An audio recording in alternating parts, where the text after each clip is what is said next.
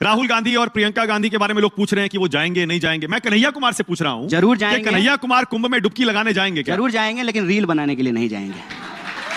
जो रील बनाने के लिए जा रहा है, बाबा लोग से पिटा रहा है, चिमटा चिमटा पिटाई हो रहा है उसका। मेरा देखिए आपसे यही निवेदन है भैया, मैं गंगा किनारे पैदा हुआ हूं, मेरा घर मेरा गांव गंगा के किनारे है, पढ़ाई लिखाई के जमुना किनारे में हुई है, तो गंगा जमुना का संगम हमारे जीवन में धार्मिक है वैसे आप? तो मेरी बात सुन लीजिए, मैं बहुत इंपॉर्टेंट बात बता रहा हूं आपको। गंगा जमुना का संगम मेरे जीवन में है, गंगा किनारे पैदा हुए, पढ़ाई लिखाई जमुना किनारे हुए, नाम कन्हैया है। आस्था और भक्ति, आस्था और भक्ति, इसके बारे में बहुत इंपॉर्टेंट बात बोल रहा हूं। ये ना टीवी चैनल यूट्यूब मोबाइल से पहले धर्म था, भक्ति थी, आस्था था, संगम था, और हजारों साल से लोग वहां पे डुबकियां लगा रहे हैं।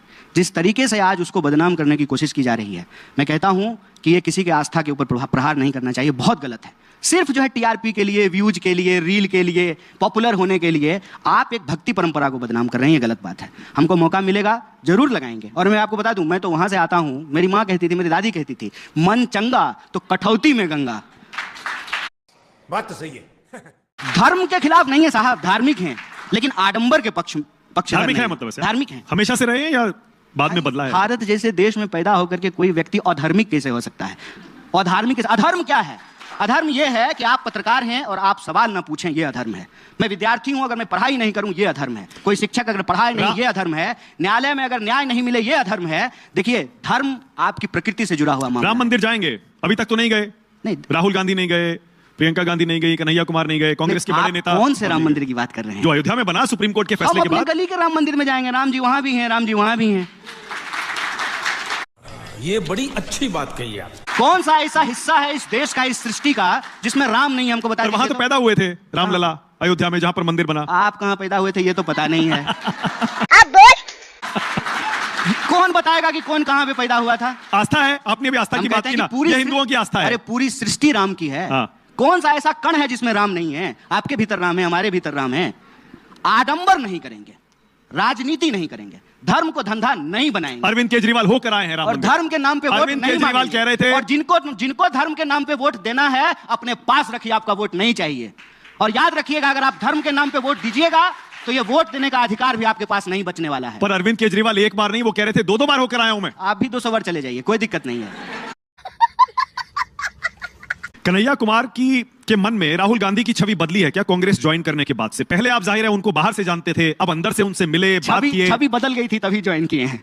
अच्छा, पहले ही बदल गई, बाद में थोड़ी होगा भाई। मिल के आदमी करीब से जानता है तो विचार बदलते हैं। एक बात बताइए, आज की तारीख में देश में कहीं कुछ हो, सबसे पहले अगर कोई नेता पहुंचता है उसका दुख दर्द बांटने के लिए, उसका नाम राहुल गांधी है। हम जब जेल में थे तो राहुल गांधी आए थे हमारी यूनिवर्सिटी में हमारे नौजवानों के साथ।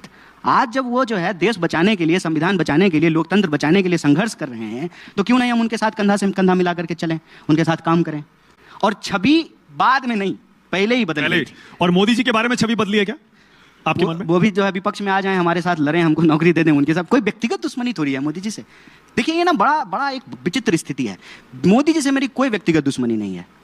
मैं खिलाफ हूं नफरत के, मैं खिलाफ हूं भेदभाव के, मैं खिलाफ हूं शोषण के, मैं खिलाफ हूं अन्याय के। मोदी जी भी उसके खिलाफ हो जाएं, हम दोनों मिलकर के लड़ेंगे, कोई दिक्कत नहीं है।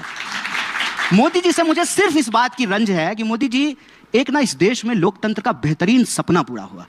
एक साधारण नौजवान, एक साधारण परिवार का नौजवान, वो देश का प्रधानमंत्री बन गया। ये कितनी खूबसूरत बात है। तो रंज जानते हैं कब हुआ?